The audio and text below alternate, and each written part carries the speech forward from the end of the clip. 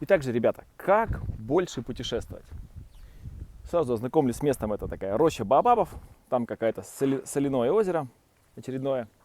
Вот. Вот. И давайте сразу по делу. Во-первых, много людей очень часто просто говорят, что хотят путешествовать. Они просто говорят. Просто в обществе модно хотеть путешествовать.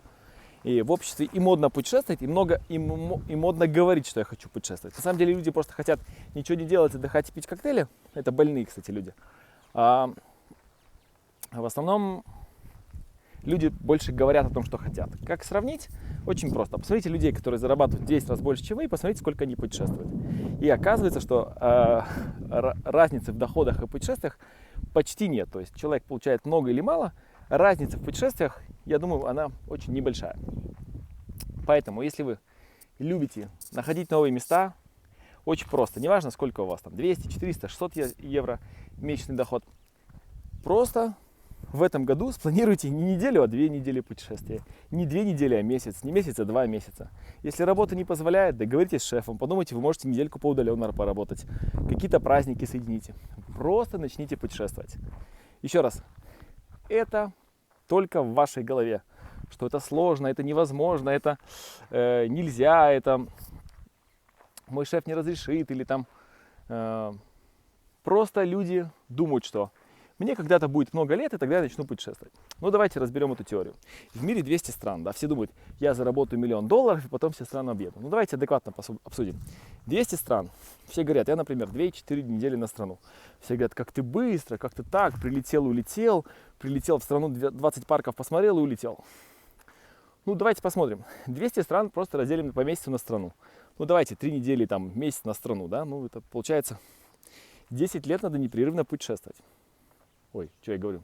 20 лет надо непрерывно путешествовать. 200 стран, по 10 стран в год, по месяцу, да? Надо еще как-то реабилитироваться, там всякие там дантисты, семья, еще что-то, да? 20 лет непрерывно путешествовать. То есть, если вы 20 лет будете путешествовать по месяцу в стране, и вам при этом все будут, куда вы спешите, какой вы там очень быстрый, вам нужно будет 20 лет объехать все страны. Ну, согласитесь, как-то не план, да? То есть, начинать надо не в 66. Вот. Поэтому я рекомендую.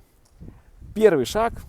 Просто спланируйте путешествия на этот год, чтобы их было больше.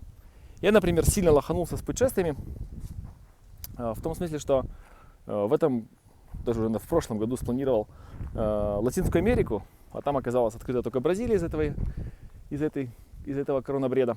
И пришлось вот по залету залетел в Африку. Тут одна страна, вторая, первая, пятая, десятая. И, в общем, вот так вот сижу в Африке. Поэтому, ребят, первое, поймите, точно ли вы хотите путешествовать, или это просто социальный статус, то есть, что вам просто навязали, что вы хотите путешествовать, это модно, и вы увидите, что 95% людей именно модно хотеть путешествовать. Они нифига не за 5 лет выехали в Турцию и в Египет, но они очень хотят путешествовать. Врут они все, ребят. Кто хочет, тот путешествует. Это я вам точно говорю. Вон, смотрите, когда-нибудь видели упавший Баобаб? Именно так он выглядит. Он дупло Баобаба, видите? Это фрукты Баобаба. У них такие маленькие ягодки, такие на боярышник чем-то похожи. То есть большая косточка, вкуса нет, и тонкая такая какая-то прослойка называется ягодой. Ее часто окрашивают и продают. Вот. Так что до скорого и будем на связи.